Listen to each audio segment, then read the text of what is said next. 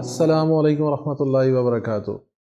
آج کے اس جدید دور میں ماڈرن اکانومی کے اندر بینک کا کردار ایک ریڑھ کی ہڈی کی حیثیت کی مانند ہے۔ اگر بینک ایک اکانومی کو سپورٹ کرتا ہے، اس کی پالیسیز ٹرن اراؤنڈ کرتی ہیں تو ڈیفینیٹلی اکانومی بوسٹ اپ کرتی ہے۔ پاکستان کے اندر گزشتہ چند ماہ میں ڈالر روز بروز بڑھتا جا رہا ہے۔ اس بڑھنے کی ایک بہت بڑی وجہ بینکوں کا میں سمجھتا ہوں کہ ایک غیر منصفانہ اور ایک شرمناک کردار رہا ہے۔ پاکستان کے 8 بڑے بینکوں نے چند ماہ کے اندر 57 ارب روپے سرمایہ داروں سے، بزنس مینوں سے ایک غلط طریقے سے ہتھیا لیے گئے۔ 57 ارب ایک خطیر رقم، جس سے نہ صرف بزنس مین کو نقصان ہوا، اکانومی کو نقصان ہوا، لیکن سب سے بڑا نقصان اس وطن عزیز کو ہوا۔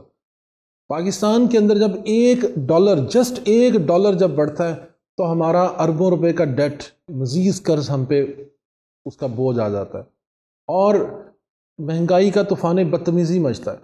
آپ یہ دیکھیں کہ 180 روپے سے 240 247 تک کا سفر پاکستان کی اکانومی کا تاریخ کا خطرناک ترین سفر ہے، اور اس میں سب سے زیادہ جو شرمناک کردار ہے وہ ہمارے بینکوں کا۔ اسٹیٹ بینک آف پاکستان نے ان 8 بڑے بینکس کو شوکاز نوٹسز جاری کیے ہیں۔ میں حکومت پاکستان سے اس پروگرام کے توسط سے اور باب اختیار سے یہ استدعا کرنا چاہتا ہوں کہ جن کلائنٹ سے اس ٹینیور کے اندر ناجائز طریقے سے 57 ارب روپے کی خطیر رقم ان سے ہتھیائی گئی، ان کو واپس کی جائے۔ بینک نے پینک کریٹ کیا، ایک ایل سیز کے اوپر ایک دن میں 3 ریٹس آفر کیے۔ صبح کا ٹائم ریٹ اور ہے، دوپہر کے ٹائم پہ ریٹ بڑھا دیا گیا اور شام میں ریٹ کو اور انکریز کر دیا گیا۔ ایسا پینک کریٹ کیا اور کسٹمرز جو ہیں انہوں نے پھر اس منہ مانگی پرائسز کے اوپر اپنی ایل سیز کو کھلوایا۔ اس سے بینکوں نے ایک ناجائز منافع خوری کی، اور یہ بات اب روز روشن کی طرح عیاں ہو گئی۔ بینک کی بکس میں آ گئے، فورنسک آڈٹ ہوئے، بینک کی جو سٹیٹمنٹس ہیں ان کے اندر یہ شو ہوا کہ ان کا 57 ارب روپے کا خطیر سرمایہ جو بینکوں نے کمایا، وہ صرف اور صرف ایک ان کا فورن ٹریڈ ریزرو کا جو ڈپارٹمنٹ ہے جو فورن ٹریڈ کو ڈیل کرتا ہے، فورن ٹریڈ کے ڈپارٹمنٹ نے 57 ارب روپے صرف 3 ماہ کے اندر کمایا۔ تو میں یہ سمجھتا ہوں کہ حکومت پاکستان کو ان کو پینلٹیز لگانی چاہیے، اور یہ پیسہ سارا ان سے ریکور کرنا چاہیے، ان کلائنٹس کو واپس کرنا چاہیے، اور آئندہ اس کو اس طرح سے ڈیل کیا جائے کہ اگر آج کے بعد ایک بھی بینک اس طرح کی کسی بھی ایک غیر قانونی، ایک ایسی سٹے بازی اور اس قسم کی اگر ایکٹیویٹی میں ملوث ہوتا ہے تو اس بینک کا لائسنس کینسل کر دیا جائے۔ بظاہر ایک بہت بڑی اور بڑی سخت بات معلوم ہوتی ہے، لیکن اگر آپ واقعتاً اکانومی کو سموتھلی رن کرنا چاہتے ہیں تو آپ کو پینلائز کرنا پڑے گا، آپ کو سخت سزائیں دینی پڑیں گی۔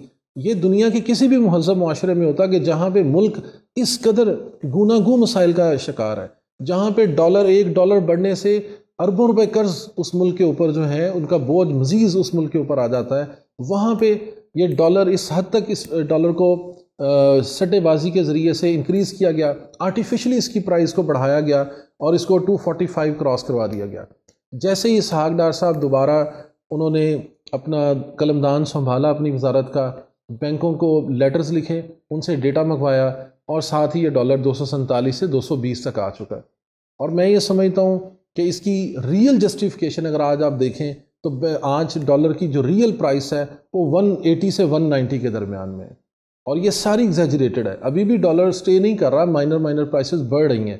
تو میں یہ سمجھتا ہوں کہ بحیثیت پاکستانی بینکوں سے یہ میں سمجھتا ہوں کہ پاکستانی بینکوں کو بھی اپنا ایک مہذب اور ایک اپنا بہترین رول ادا کرنا چاہیے جو ان کی ذمہ داری بنتی ہے، اور جو جائز منافع وہ بینک کا حق ہے، اور اسٹیٹ بینک کی جو سخت پالیسیز ہیں ان پہ امپلیمنٹ ہونی چاہیے، اور اسٹیٹ بینک کو بھی چاہیے کہ ایک سخت مانیٹری پالیسی کے ذریعے یہ سارا کام کیا جائے۔ اور جتنا بھی یہ بینک کام کر رہا ہے، بینک صرف اسٹیٹ بینک کے آفرنگ ریٹ کے علاوہ ریٹ نہ دے سکے، تو اس سے یہ پینک ختم ہو جائے گا اور ڈالر جو ہے یہ دوبارہ اپنی ایک نارمل کنڈیشن میں آنا شروع ہو جائے گا۔ اللہ پاکستان کا حامی و ناصر ہو۔ پاکستان پائندہ باد۔